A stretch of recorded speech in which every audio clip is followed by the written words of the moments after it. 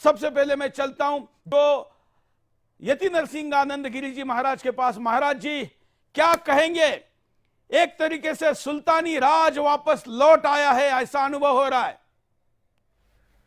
सुरेश जी, एक बात याद आती है मुझे बार बार। बिहार के एक मंत्री हैं जिनका नाम है गिरिराज सिंह। गिरिराज सिंह जी ने एक बार उस पिछली सरकार में जब राजनाथ सिंह जी गृह मंत्री थे, राजनाथ सिंह जी का हाथ पकड़कर एक बात कही थी। उन्होंने राजनाथ सिंह जी का हाथ पकड़कर ये कहा था कि बाबूजी बहुत अच्छा सरकार चल रही है, देश बड़ी अच्छी दिशा में जा रहा है, लेकिन आप कुछ भी कर लो, ये लिख कर रखो कि मेरी पोती और आपकी पोती जाएगी मुसलमानों में। आप अभी एक वर्ड कह रहे थे सहिष्णु, कि हम सहिष्णु हैं, इसे कायरता न समझा जाए। मैं आपकी बात से सुरेश जी सहमत नहीं हूं। मैं आपकी हर बात से सहमत होता हूं। नहीं, मैंने यही कहा कि कायरता समझा जा रहा है। नहीं, कायरता समझा जा, ये कायरता है, ये सहिष्णुता है ही नहीं। हाँ। सहिष्णुता ये होती है कि हम अपने भाई के प्रति सहिष्णु हों। सहिष्णुता ये नहीं होती कि हम अपने शत्रु के प्रति सहिष्णु हों। आज हिंदुओं के पास इतने अत्याचार होते हैं, केवल एक सुदर्शन न्यूज या 2-4 लोग अगर बोलते हैं तो इसका मतलब ये नहीं होना चाहिए कि हिंदुओं की कोई आवाज है। आज हिंदुओं के पास अपना एक धर्माचार्य नहीं है, ऐसा कोई संगठन नहीं है जो हिंदुओं के लिए लड़ सके, कोई धर्माचार्य नहीं है जो उनके लिए आवाज उठा सके, ऐसा कोई नेता नहीं है जो उनके हित में लड़ता हो। ये कौम बचेगी कैसे? ये सहिष्णुता नहीं है, ये कायरता और कमीनेपन की पराकाष्ठा है। सुरेश जी, आज यदि हिंदुओं को बचाना है, ये तो एक वानगी है। अभी तो देखिए सारे हर जगह नीतीश कुमार भी कह कुछ भी ले, है तो हिंदू ही, हर जगह हिंदू बैठे हैं, तमिलनाडु में भी राज हिंदू ही कर रहे हैं। तब ये हालत है 2029 में जब भारत का प्रधानमंत्री मुसलमान बनने वाला है, उसके बाद की स्थिति क्या होने वाली है? आज हिंदुओं में यदि कोई जीवित हिंदू है तो उसे अपना प्रयास, अपना एक ISIS और तालिबान जैसा संगठन बनाने का करना चाहिए। हिंदुओं को यदि जीवित रहना है तो इन नेताओं को, इनके चमचों को और इनके जो संगठन है, सरकारी संगठन, उन्हें यह बताना होगा कि भाई हम जीवित हैं, हम मुर्दे नहीं हैं, और जो हमारे हितों पर कुठाराघात करेंगे हम उन पर प्रतिघात भी कर सकते हैं। देखिए अभी 26 जनवरी आने वाली है। ये दिल्ली पुलिस ने इतने अत्याचार हिंदुओं पर किए हैं जिसकी कुछ हद नहीं।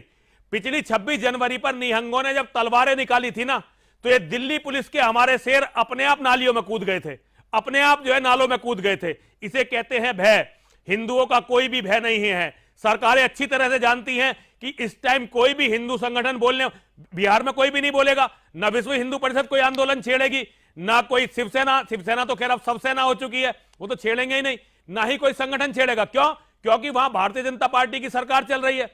तो भैया ये हिंदुओं की एक मुर्दा पड़ा हुआ है, लोग धीरे धीरे हिंदू इस नाम के इस मुर्दे को खा रहे हैं। और इसमें सुरेश जी गलती नहीं है इनकी। एक बार जो है आपको पता हो, जब ये सब यात्रा लंबी जाती है तो बीच में एक जगह मुर्दे को रखा जाता है, टिका दिया जाता है। तो एक शराबी जा रहा था, मुर्दा टिका रखा था, उसे ठोकर लगी, मुर्दे से जाके टकराया, मुर्दा नीचे गिर गया, लोगों ने उसे पीटना शुरू कर दिया। शराबी बोला भाई तुम मुझे क्यों पीट रहे हो, जब ये मुर्दा तो मुझे कुछ कह नहीं रहा है, तुम मुझे पीटने वाले कौन हो? आज आपके बोलने से सुरेश जी अब कुछ नहीं होने वाला। 2-4 मूर्ख अगर बोल भी लें तो उनसे कुछ नहीं होने वाला। मैं तो आजकल आप लोगों को समझदारों की श्रेणी में भी नहीं रख सकता। जो लोग इतनी हवा के विपरीत काम करते हो, रोज किसी ना हिंदू हिंदू हिंदू हिंदू, अरे क्या हो रहा है इस हिंदू का? हिंदू बिक चुका, हिंदू मर चुका, हिंदू का मुर्दा पड़ा हुआ है। इसे जग सकता है ये तब अगर हजारों लाखों लोग अपना बलिदान देने के लिए तैयार हो जाएं, जेलों में जाने के लिए तैयार हो जाएं, कत्ल करवाने के लिए तैयार हो जाएं, ISIS और तालिबान को अपना रोल मॉडल मान लें। देखिए इस्लाम का जिहाद हमारे पास शिवाजी महाराज जैसा रोल मॉडल है, हमको तालिबान को नहीं, लेकिन आज वो भी नहीं चाहिए। आज नहीं, वो नहीं, शिवाजी आज फेल हो गए। शिवाजी की असफलता के कारण शिवाजी ने जो रोल मॉडल किया कि भाई ना किसी कुरान को जलाएंगे, ना किसी मस्जिद को तोड़ेंगे, मुसलमानी कोई आएगी। नहीं, आपकी जानकारी गलत है। शिवाजी महाराज ने जिन मंदिरों को तोड़कर मस्जिदें बनाई, लेकिन मस्जिद होनी नहीं चाहिए। उन सभी मस्जिदों को तोड़कर मस्जिद मंदिर बनाए थे। सुरेश जी, जब तक एक एक मस्जिद, एक एक कुरान धरती से समाप्त नहीं होगी, आप बच ही नहीं सकेंगे, बच ही नहीं सकेंगे। देखिए सुरेश जी, पहले मोहम्मद के बारे में मैं बोलता था, आपसे भी कई बार डिबेट हुई, कई बार आपके पास भी आए। पहले हम बोलते थे, लोगों को अजीब लगता था। आज वसीम रिजवी नाम का एक आदमी आया, वो सिया वक्फ बोर्ड का चेयरमैन था, उसने मोहम्मद के बारे में पूरी एक किताब लिख दी। हम हिंदुओं की कहने की हिम्मत नहीं हुई। इस लुटेरे के गिरोह से डरते हैं ये लोग।